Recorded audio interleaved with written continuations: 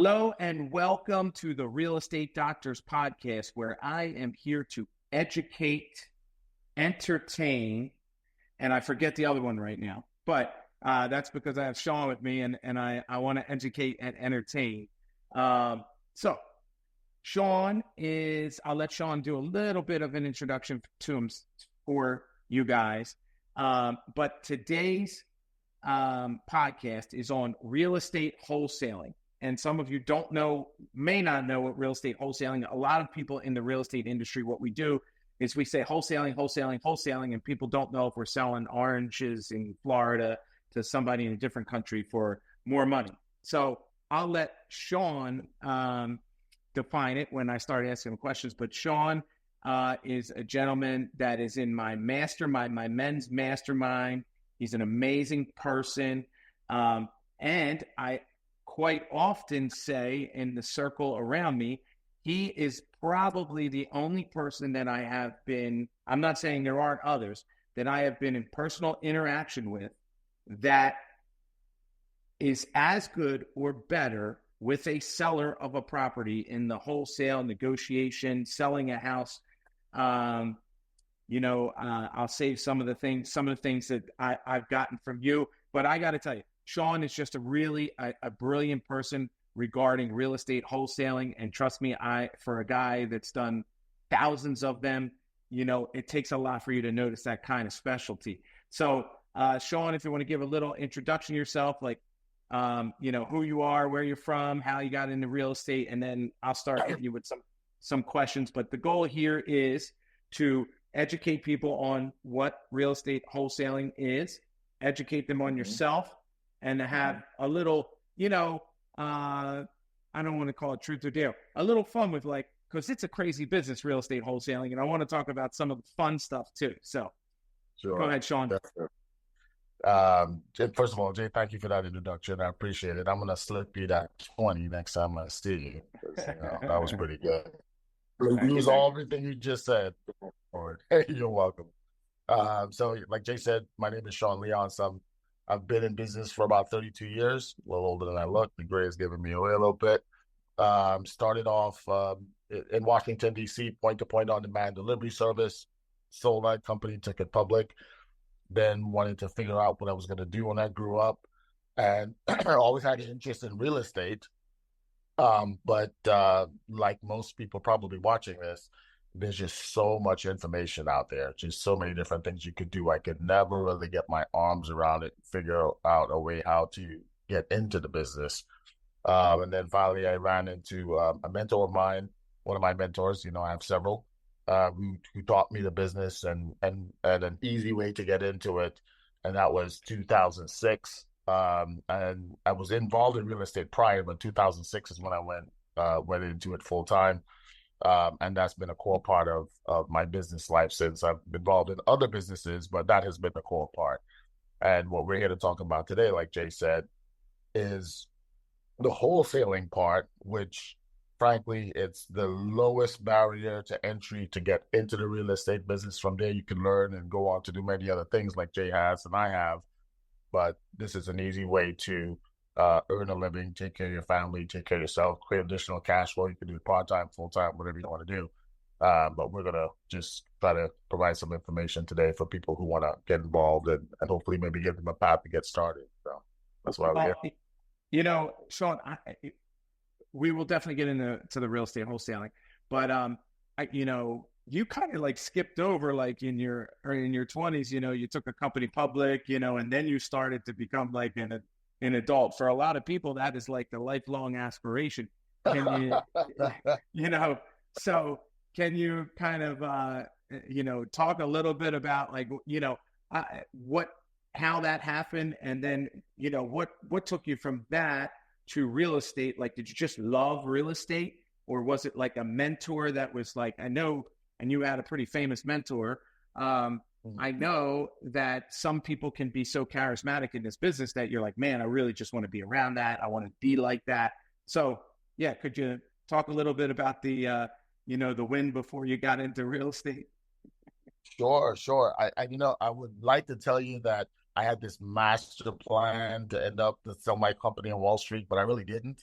I really just I was a delivery guy, driving cars, delivering packages when I was in college, and I wrecked my car delivering packages. I was looking at the map. We had maps back then. We didn't have GPS, Jay. So I was looking I at the remember. map, shifting gears, and trying to do it all at once, and ran into the back of a fire truck and totaled my car. Believe it or not, I remember the guy was like a classic fire truck. I can never forget it. And the guy came out, looked at the truck, with all the chrome, and looked at me sitting there. My hood's popped up, my car's totaled, and he's just shaking his head like I'm like a 20-year-old kid. He's like, "What the hell?" Yeah. Yeah. So, but anyway, so I called in on the mic. We had microphones back then, little walkie-talkie things, and I called the dispatcher, told him I just wrecked my car, and his next response was, "Hey, what's your 20?" Which is code for what's your location. And I told him where I was, and he's like, "All right, I'm gonna send somebody by to get those packages." And I remember sitting there, 20-year-old kid, car wrecked. I'm in college part time, and I'm going, "Wait." He didn't even ask me if I was okay.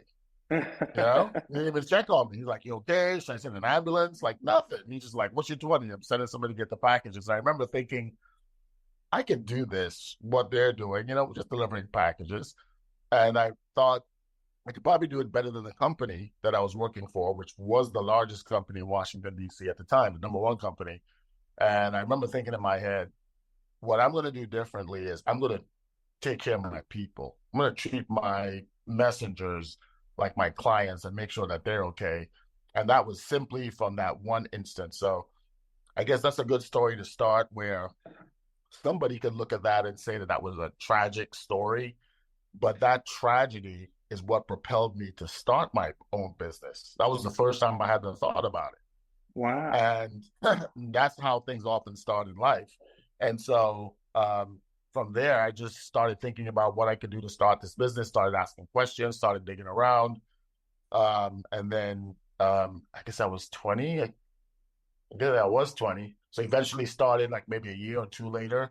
And then 6 years later, we did an IPO with 35 other companies, same as mine, with locations in New York, Atlanta, New Zealand, London, California, and a bunch of other places. And we just did a roll up to create a network. We were way ahead of our time. This is mid 90s. And they were deregulating our industry. Really get it to where it is today. Like, everybody wants their stuff right away. Yep. Order it today, we want it tomorrow. Yeah, so we were doing 15-minute deliveries back then. And, we'd been through the fax machine. And I just remember thinking, I don't want to do this for the rest of my life. I'd like to do other things. Yeah, so a gentleman by the name of Greg Kidd, who actually sat on the board of Twitter, company that's now X, was the chairman of our company. And he developed the software program. And the point of the business, Jay, was to take 4 or 5 companies like mine, and we would share all the back office functions, the CFO, we had, in-house counsel, all the bean counters and all the rest of it. And we would share those expenses so our net profits would go up because we were all doing the same thing, and the software allowed us to do that.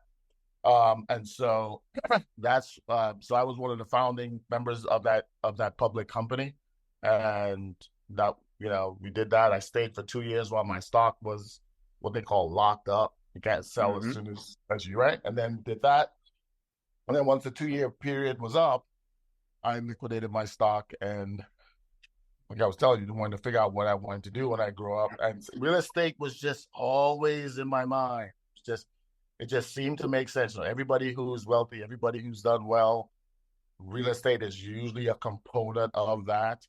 And however, I instinctively thought that was the case, I guess. And then, I just plugged and plugged and plugged and plugged and plugged and plugged until I found a good source to teach me how to do the business the right way, because there's a lot of different ways to do this business. And there's a lot of wrong ways to do this business.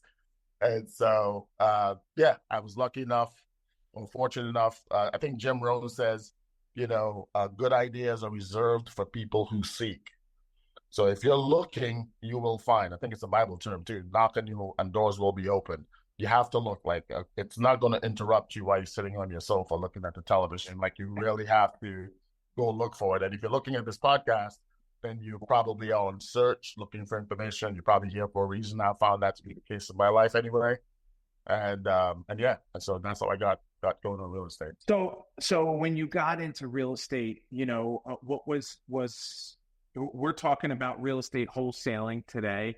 Was that the first thing that was presented to you, or like how did you get into real estate wholesaling? Like how did that part of the business attract you?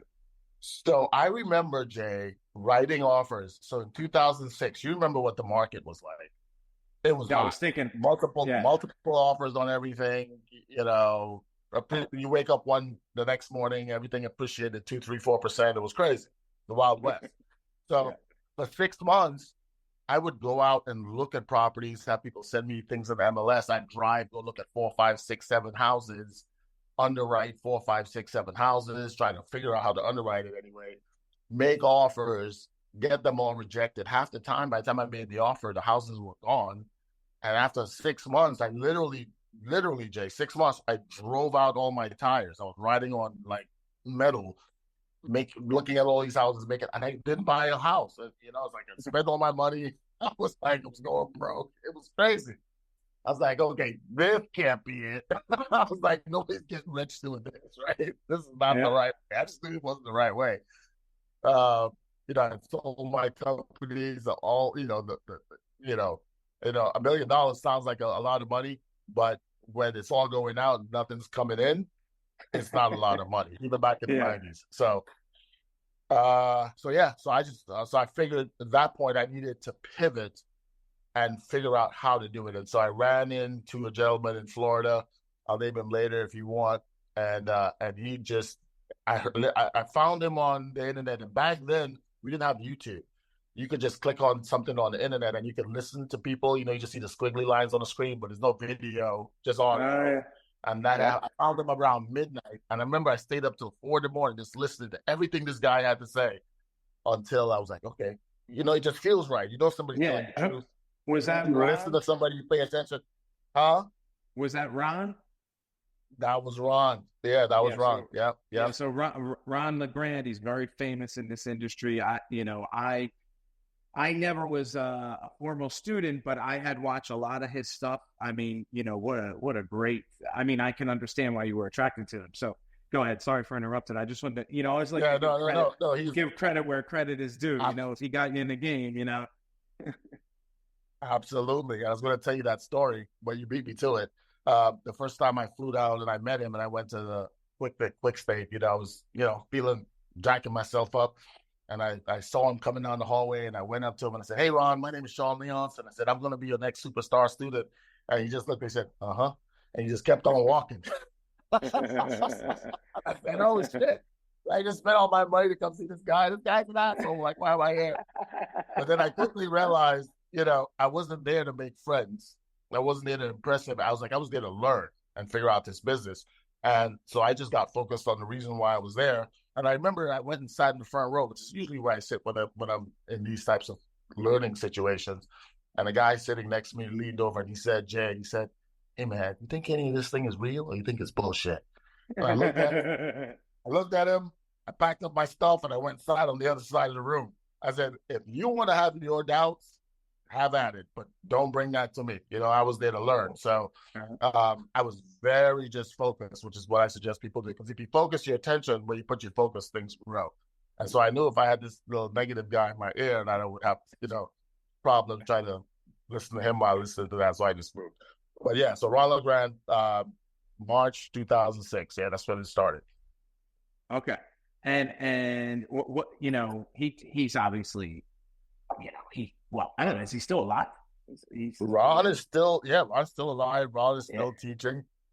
Okay. Yeah, absolutely. Yeah, he's still in the game. Yeah, I mean, Ron's not going to quit till he dies.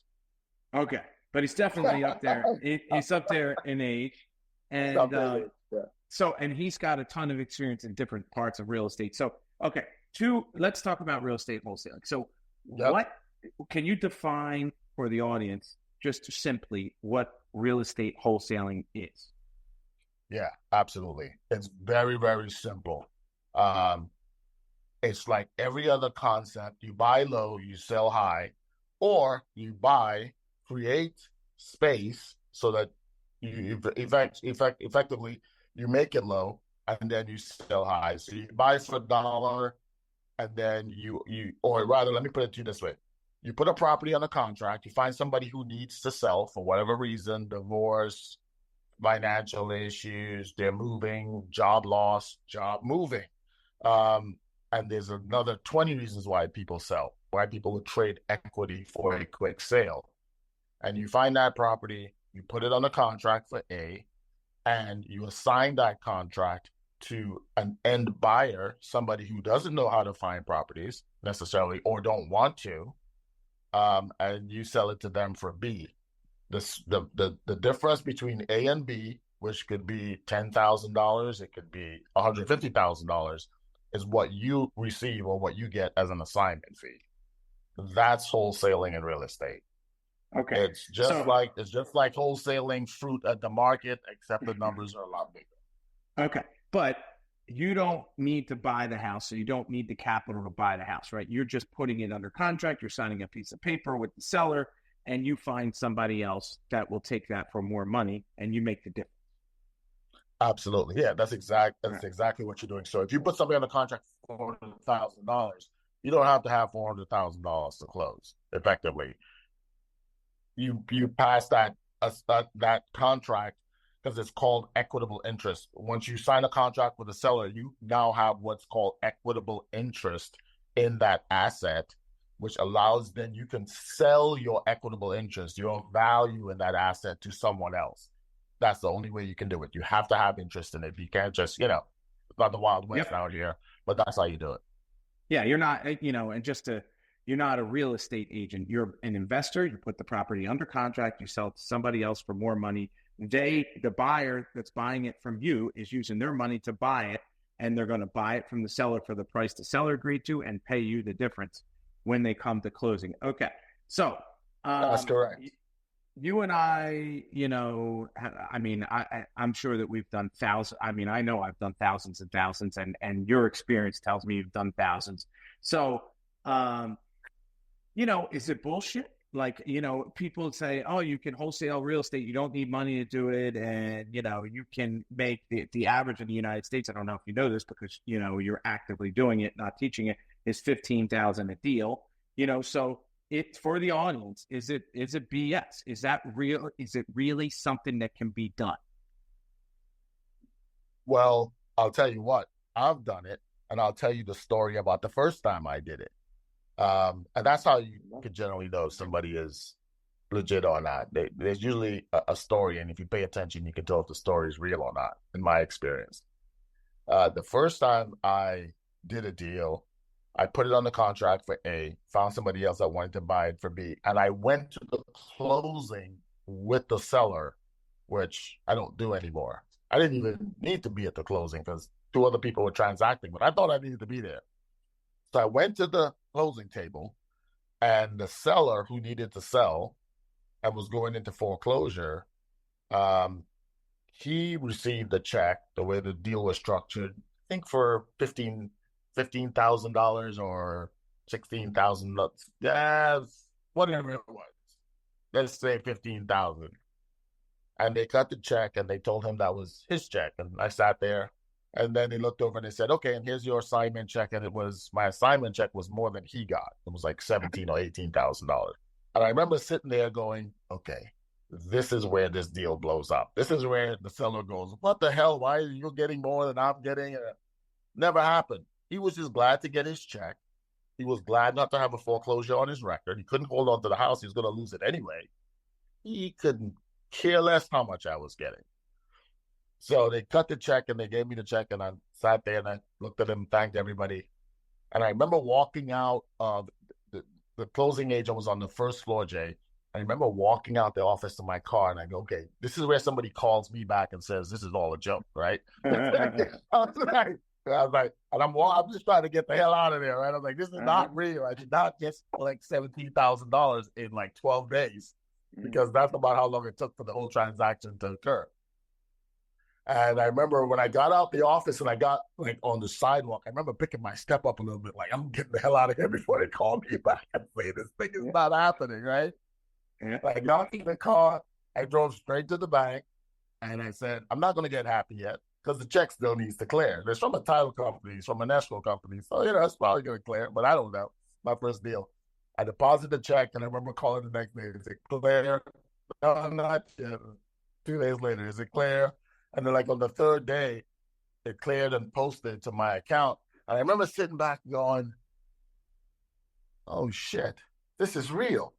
It's not 100% real to you till that first check clears your account. I'm gonna tell you right now, because you just don't think you can make money that easy. You're not supposed to. We're not trained to do that. People work all year to make $17,000. I did it in 12 days by just bringing value to the seller, fixing his problem, and passing it on to a buyer that wanted what he was selling, and I just put the deal together. And that, to me, Jay, is the biggest hurdle for people, is believing that you can do this and that this business is possible. I think that's the heaviest lift for people, is just thinking it's possible. And how can you, how would you what advice would you give somebody that, here's this, is the guy that was in the Ron LeGrand seminar with you going, hey, you think this is BS? Like, what advice would you give that person, for them to see that it's real? You just have to do it. If you don't take a chance on something, you're just going to stay where you are. So I took a chance. I was willing to go the distance, and I like, let me prove this wrong. Like, show me that this doesn't work. I just got out of my own way. I just followed the steps. I followed the instructions. I asked questions, but I didn't get in my own way. I just followed exactly what somebody who had already cut the path and made the mistake said that this makes sense to do, and I just did it. And I'll tell you what, I met Ron in March. I did my first deal in July because it took me 90 days to really get to a firm, even with myself, to get to a firm belief that this thing could be done. But yeah, it took 90 days of me.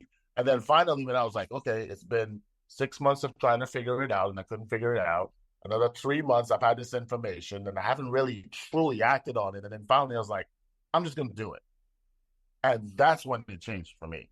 And then it took 12 days, 12, 15 days. I could have done that, 3 months earlier. You made a decision. You made a decision. I made a decision. There you go. Yep. And I second that. I think, like, if you are determined to make it happen, and for me, I like to see, I always go back to when I was in high school, but people would tell me, hey, this teacher is a terrible teacher, or this person's a bad person. And for whatever reason, it's always been my mode of operation is I say, I'll make my own judgments on that. So when somebody told me about wholesaling, I have a couple thoughts with it. One, I don't know anything until I've actually done it. So I agree with what you're saying. Like, for me, I don't know until I've done it. And secondly, like, I believe if somebody else is doing it, then I can do it. Like, I was never the person to be, I was never the person like, oh, well, if this guy's doing it, this guy's brilliant and I'm dumb. And no. I said, like, I'm not saying I'm brilliant, but I've always been, I don't think that I could have came up with Facebook or Google or Tesla. Like, I'm not that kind of creative guy. But if you show me, like, go this way, I can go that way. You know what I mean? I can go that way. And sometimes, and I'll put my little spin on it. And if you can do it, I can do it. So, I still in my life, I test things, and you can't just give up on things like if they don't work right away. Like, I'm still testing things. I'm testing this podcast. I'm testing my social media, and I don't know what I'm doing. I'm going with it. You know what I mean?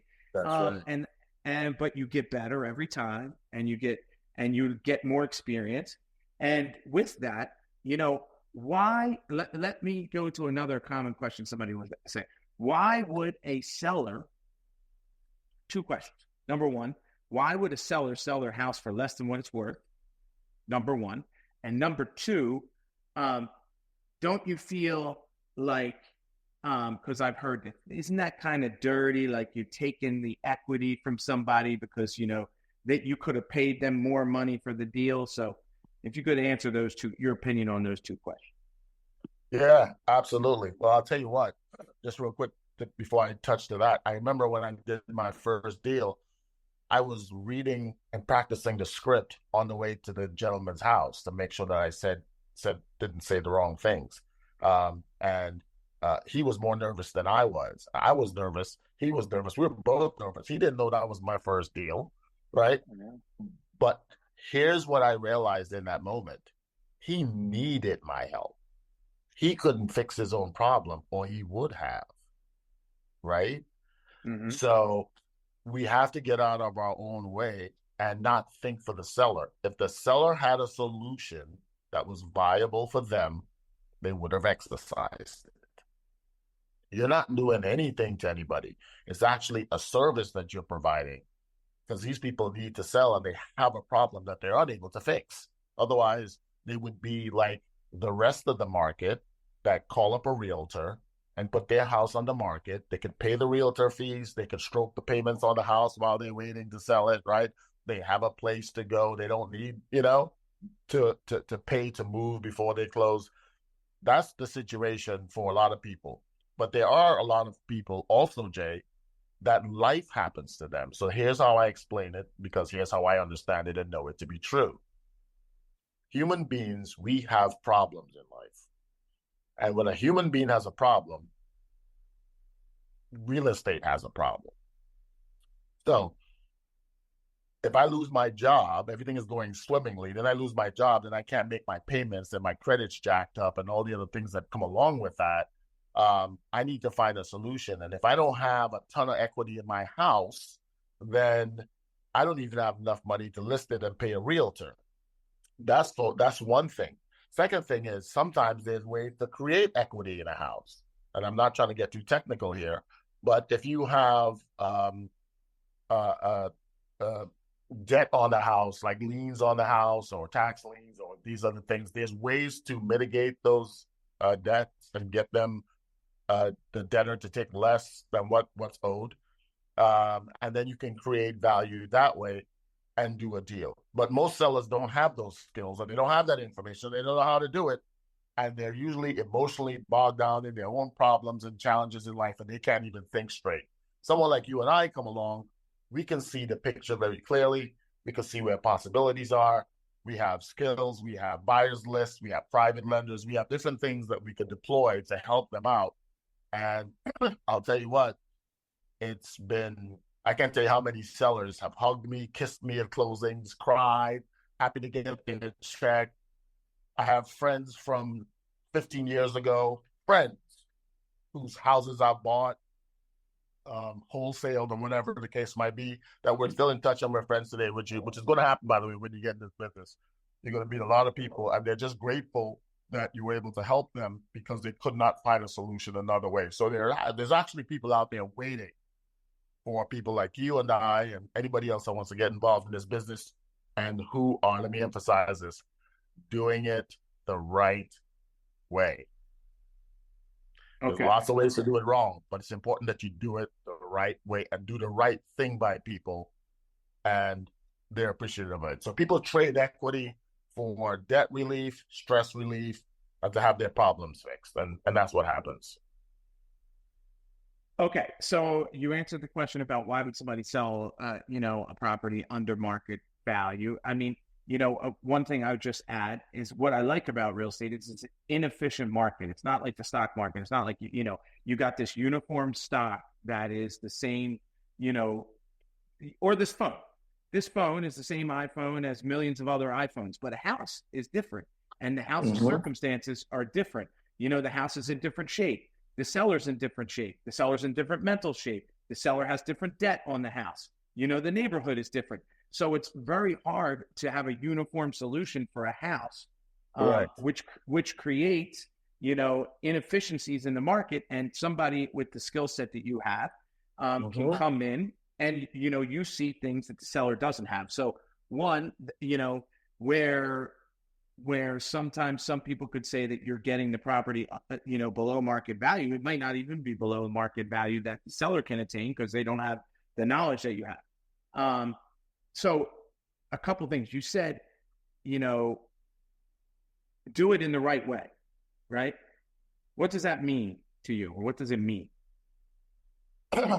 So do it in the right way means that when you get into this business, you're going to have a lot of opportunities to do the wrong thing. My mentor told me that early, and I remember looking at him going, why are you telling me that? Like, because people have different character out here. When you find people that are vulnerable and that are in need of help, there's some people out there in this business who are predatory and they'll take advantage of people. And that's, there's no reason to do that. There's lots and lots of money to be made without doing what I consider to be doing the wrong thing by people, which is I've had opportunities where I could have made another 20, 30,000 and I didn't.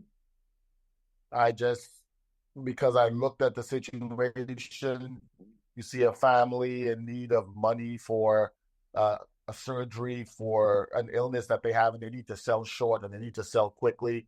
And you can squeeze every living dime out the deal because they're stuck, but you don't have to. Just do the right thing. You're going to make your money. And trust me, it always comes back around. So I've left money on the table. And I've also done very, very well on deals. Like you said, nothing is uniform. And so I just encourage, people that when you're dealing with folks who need to sell and they are in bad situations for whatever the reason might be, you don't take advantage of them, which dovetails into this. And let me say this quickly. When people trade equity, I had a deal in Virginia. Excuse me. The lady was in the hospital waiting to get surgery that she needed to save her life. And she needed like $60,000, $70,000 that she didn't have because of her insurance, how her insurance was set out. And she wanted to sell the house and sell it short to get cash so she could pay for this surgery. Well, she sold the house about $200,000 short so she could get her hands on $300,000 so she could save her life. And we were able to facilitate that deal within 10 days. Now, somebody would say, well, why would she sell the house short? Well, it was that or her life. Yeah. I mean, that's literal. So, literally her life. Yeah. So we did a service to her and people trade equity. So people will trade equity for their other things that at times are more valuable than cash or all of the cash that somebody can get out of a deal. So that's what I mean by doing things the right way. You look at what somebody's needs are. That's how I look at my deals. What are your needs? What are your goals? What are you trying to get to? And then I try to figure out how to use my skills to get you there. It's a very great way to do business. Yep. And you wouldn't have people still friends with sellers 15 years later, or people hugging and kissing you if you weren't doing business that way. So I acknowledge you for that. All right. You had mentioned a couple times here, I find a deal and the house is worth $400,000 and the homeowner owes for $400,000. Okay. Is that a deal?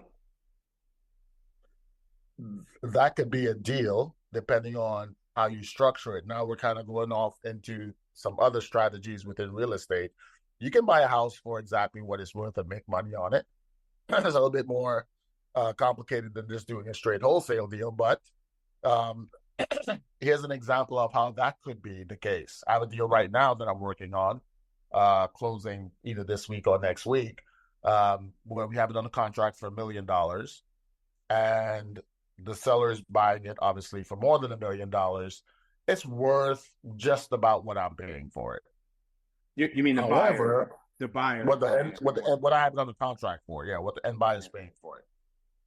However, he's going to take some additional dollars and develop the property because it had been in the family for 30 years, so it's in original condition, right?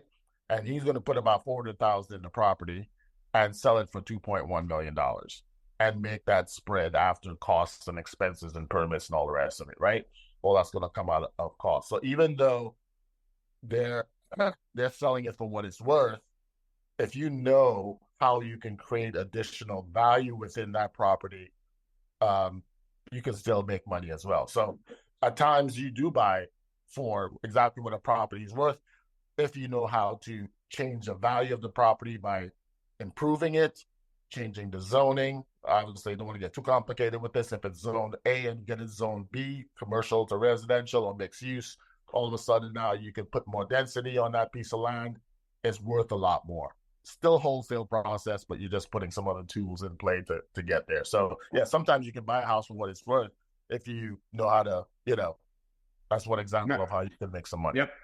Yep. So you said to me a term, which I love, I wrote it down, called transaction engineer. So when you said that, can you explain to me what transaction engineer means and why you use that term? So I remember when I first started this business, all I knew how to do was wholesale. And I'll tell you, my first year in business, I made about $400,000, give or take, somewhere in there. And that was the only tool that I had. When I look back a year later and I got some more tools, Jay, I looked and I said, man, I threw hundreds of thousands of dollars of deals in the trash because I didn't know what I didn't know.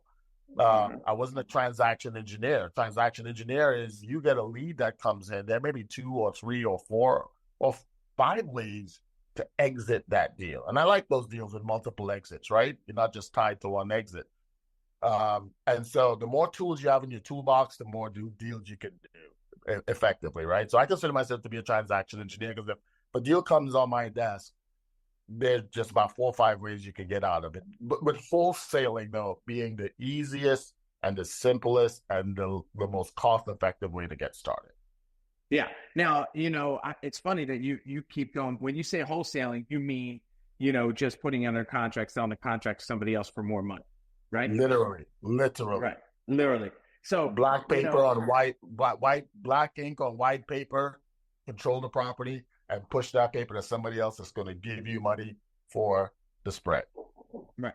So, I obviously coach people in wholesaling, and what I have learned, and your transaction engineer thing clicked with me. What I have learned is like they might be in that first year of where you were they just know how to wholesale. So they come to me and they're like, oh, the seller wouldn't take this number. This deal's not going to work. And I go, whoa. Okay, what about this? How much does the seller owe?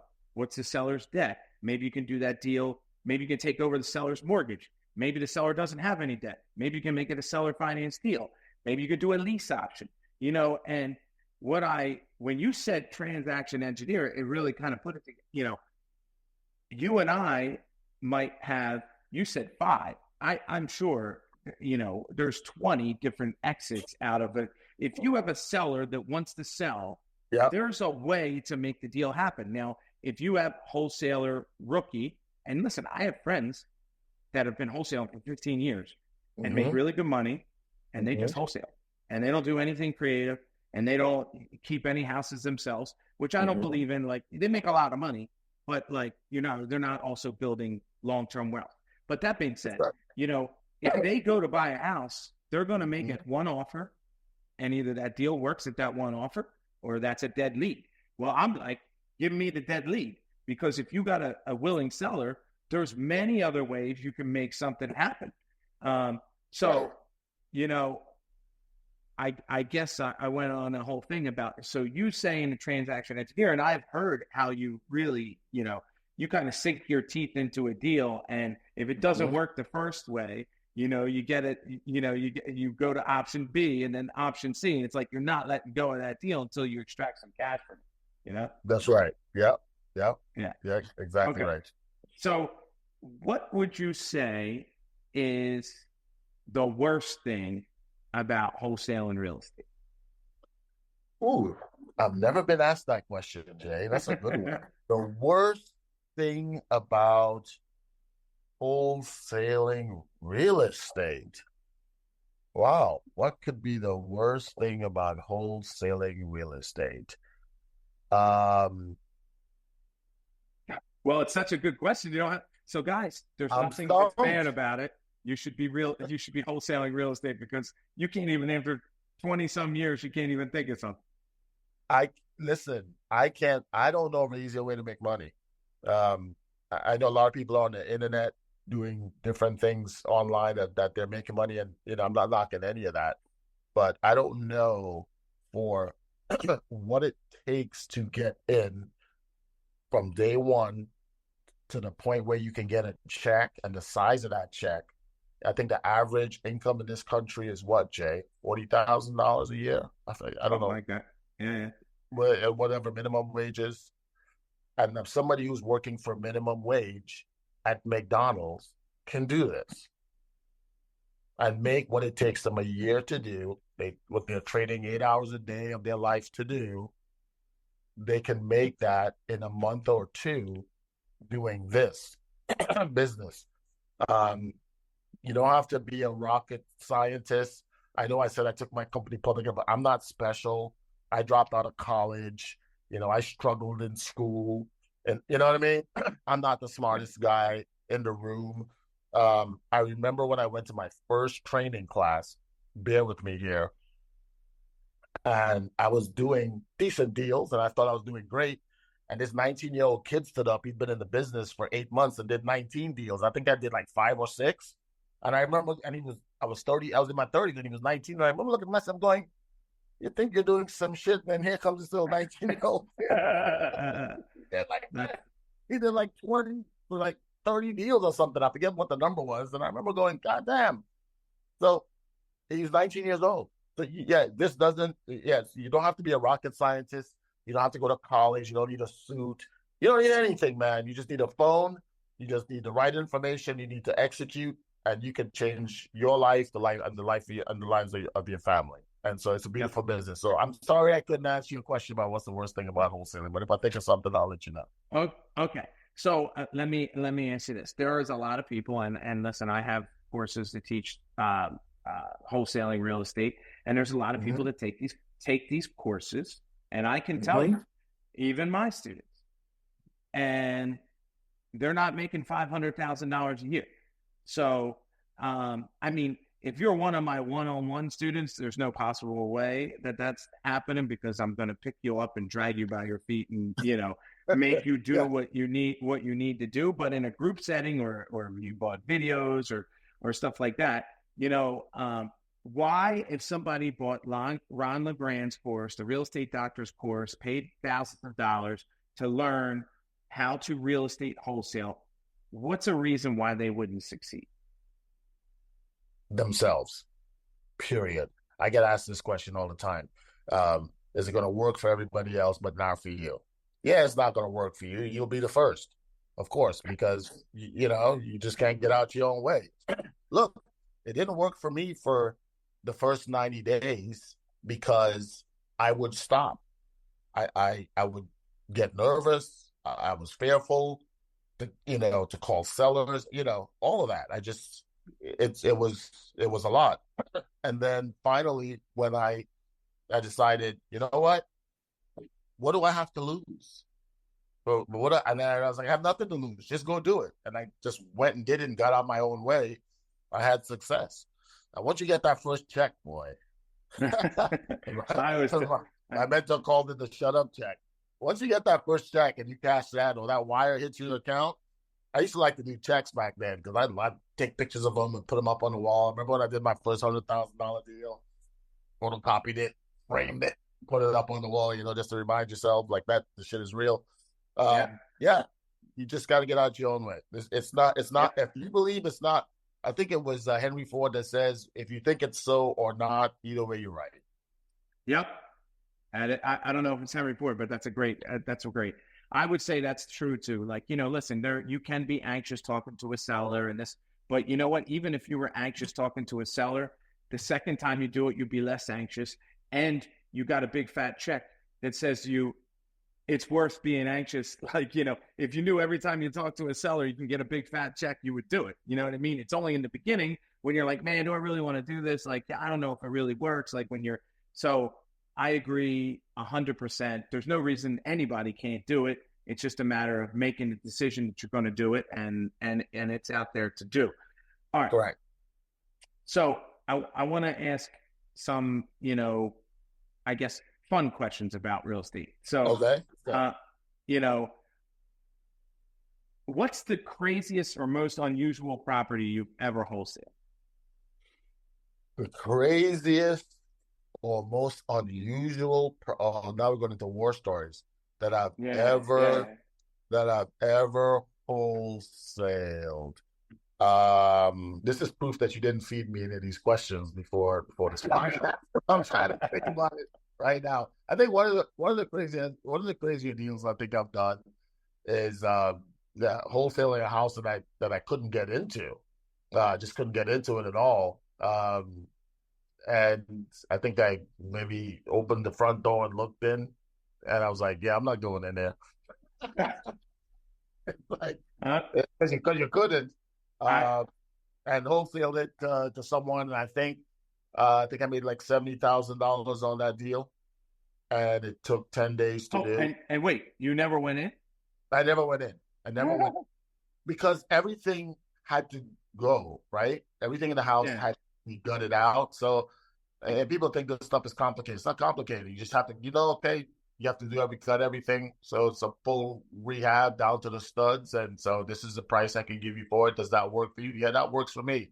I need it in 10 days. We can do it. No problem. But we can do it at this price. And if that works for you, we can do it. No problem. And we did it. Passed it on to a contractor that was looking for a project. He bought it. The seller got what they wanted. I got 70 grand. He got what he wanted. He renovated, did the work. I think he made about 100 grand on the deal, and everybody was happy. So Yep. it was I I I got it just when I asked you, I had more time to think about a couple.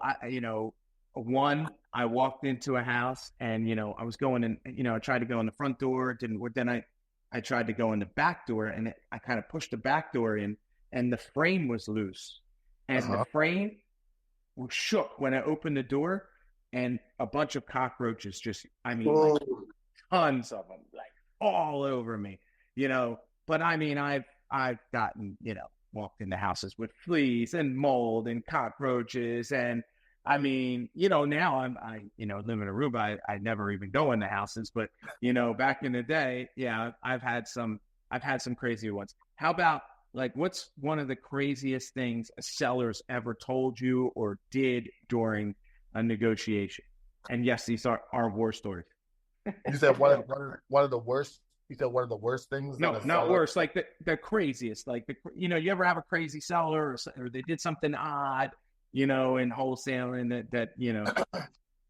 Um, yeah, let's see. I think I had one deal. I was actually working with someone who I was training in this business, which was pretty funny because, I told him, he said, hey, how can I do this? I said, just go put out some bandit signs, just go put some signs in the ground. I buy houses.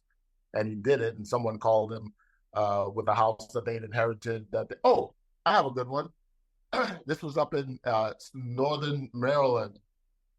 This guy, his dad passed, left him the house. He called me and said, hey, listen, I have a house I want to sell. I said, no problem. I'll meet you there. Go take a look at it. We talked the numbers. He drove down from Pennsylvania and he looked at me and he said, I didn't even get along with my dad. We didn't even talk. He's like, I don't even know why he left me this damn house. He's like, and I don't want. I was like, no problem. I said, well, what do you want? And he's like, I don't know. What do you want to give me? And I think I told him 100 because it was North Maryland. It's kind of in the rural area. And he said, okay. He signed a contract right there. I called another buddy of mine who I knew who bought properties and renovated them, and he paid me 150 for it. He closed a week later, and that was it. And we were done. And I just remember people don't realize a lot of people have real estate they just don't want. Mm-hmm. Mm-hmm. And sometimes it's for emotional reasons. One of the big things I realized is a lot of people inherit properties, Jay, from their parents that they didn't get along with for whatever reason, but they're just the heir of it. And emotionally, they don't want to touch it. They don't want to go into it. None of it. I've had people sell me houses. They left cars in the garage. And I said, what do you want me to do with this Saab? And they said, the keys are in the dresser upstairs. And the title's in the drawer. I don't want it.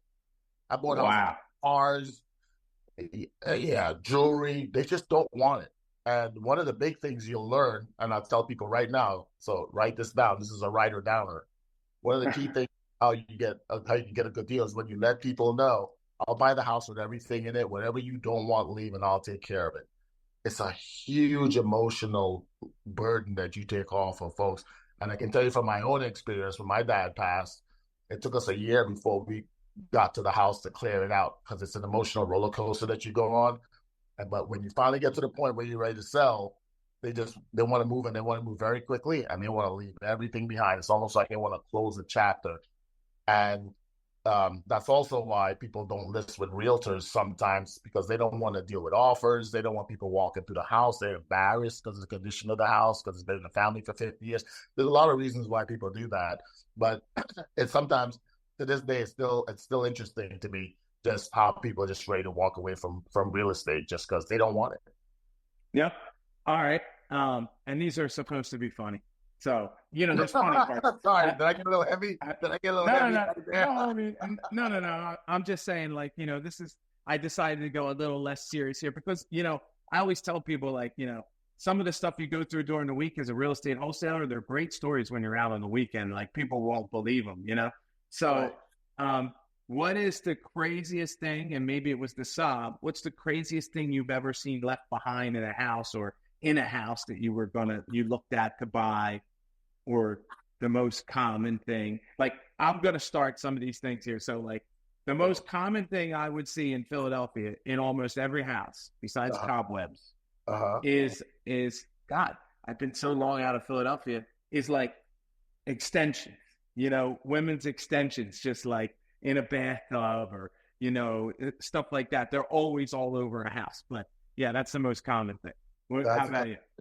Well, one of the coolest things that I ever got from a wholesale deal was 400 vinyl albums of all the coolest records ever. They just didn't want it. They just left it all behind. I still have them. I'm talking Michael Jackson, Thriller, like. Really? You still have them? I still have them. Yeah, wow. 400 vinyl records. That was one of the coolest things that was left behind. And I think the car. People leave cars behind. Yeah, people do leave cars. A lot of times, though, they're a big pain in the ass to get rid of too. But I had a big grand piano left behind one time. That was a pain in the ass. I tried to donate it to the schools, and I tell you what, that's one. Again, this is supposed to be funny, but I had to trash that baby grand piano because of the red tape that all the schools were putting me. They just wouldn't take the gift. They wanted this paper. I was like, no, I'm just trying to give you a free piano. So thinking you got it off the back of the truck or something. I don't, man. We had to throw that thing away. That still hurt my heart to this day. Okay. Here's one that a lot of people probably want. What's the biggest wholesale amount that you made on a deal, and how long did it take? Oh, I'd like to tell. I know some guys that really had some home runs. I've never had any big home runs. The biggest one that I have done, I think, was $86,000, and that took about 25 days to do. Okay. And yeah, and that was a wholesale deal, but we actually ended up just lease auctioning it. It was a contractor. He built a house. He needed to sell. He couldn't keep stroking 2 payments. Another gentleman who actually owned an auto parts place here in Maryland, his house was too small. One of his parents passed, and one had to move in, need a bigger house. But people in business, how they do their taxes, he couldn't buy it yet, but he needed space. So he moved in, paid $80,000 option fee, moved in, so he had a place for his mom and everything. And then he rented out his house, and then a year later, once he got his taxes straightened out, he bought the house that he moved into. So I said, about $86,000. So that took 25 days for me to fix that problem. Yep. And what would you say is in average for? I mean, you're in a different market. You're not in. What's an average wholesale fee in the market that you're in? I would say it is market dependent, right? But I would say you should be making between 15 and 20 grand per deal. I think, I know people say 5 grand, but I do think that's just a mindset, because I've found that whatever number I tend to put on it is what it ends up being. I don't know if that happens to you. If I need to make 50 grand, I need to make 50 grand, it ends up being 50 grand. I don't know. I can't explain. Yeah, it's kind of funny. Like, you get into a system where, you add, like, I'm in a system right now where it's like, if I see a deal, I add 30 grand to it. I don't know why, but I add 30 grand to it. And, I should probably change that to 40 or 50, or, but yeah, I think you're right. Like, there's a lot of people, I don't want to say a lot I do see people when, they're doing a deal and they do it for $5,000. It's like, now listen, if you do $5,000 twice a month, it's still decent money, but all you got to do is ask for more money and you're making more money. Like, I like when I'm coaching people, I tell them not to do less than 15, like, because a deal can go, when you get to the table, the seller could owe more money. You need a little room to operate too. Like if you're at 5 and the seller owed 3,000 more than they thought, and they don't want to pay it, and nobody wants to pay it, what are you going to do? Walk away with $2,000? I mean, that's a waste of time. So I do tell people like 15 to 20, you should put on there as a minimum.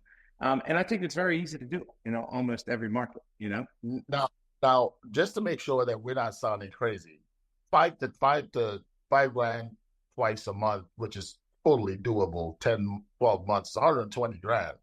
Yeah. You're in the top 10%, 15% of the country in terms of income earners. You're like, yeah, it's okay.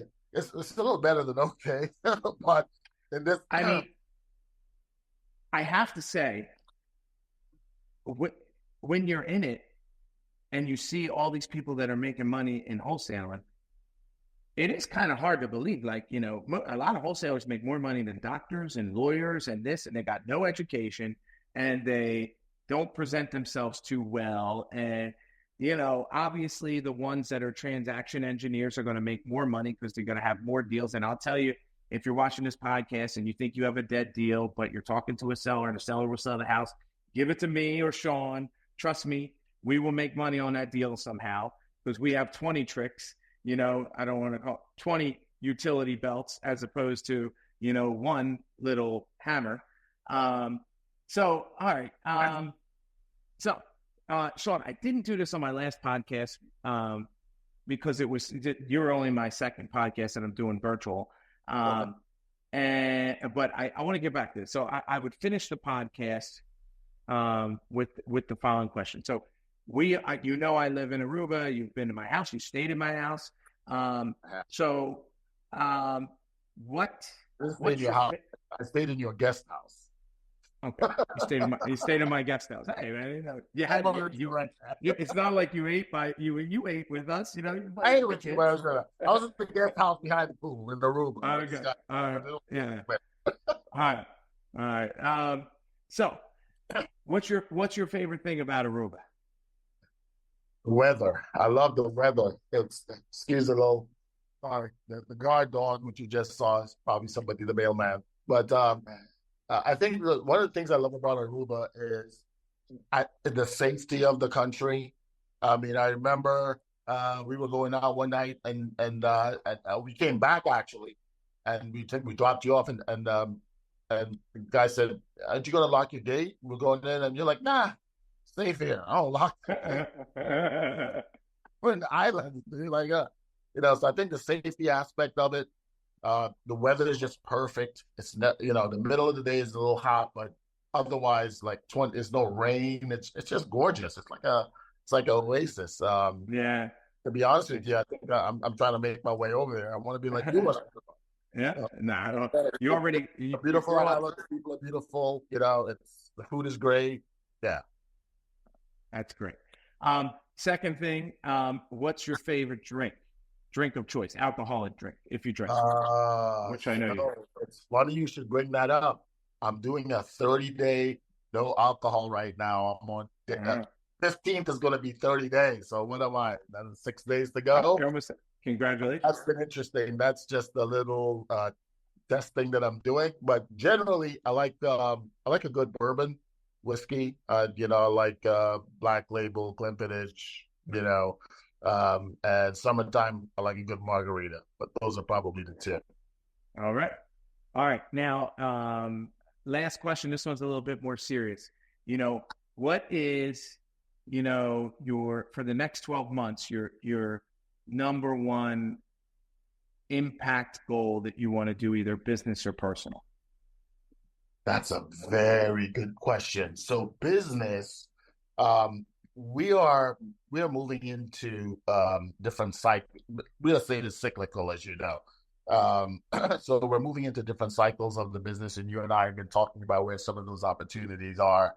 And one of the things that I've decided to do is start helping other people help themselves in this business. I finally decided I've always trained people that have just approached me, taught them the business, um, and get them going.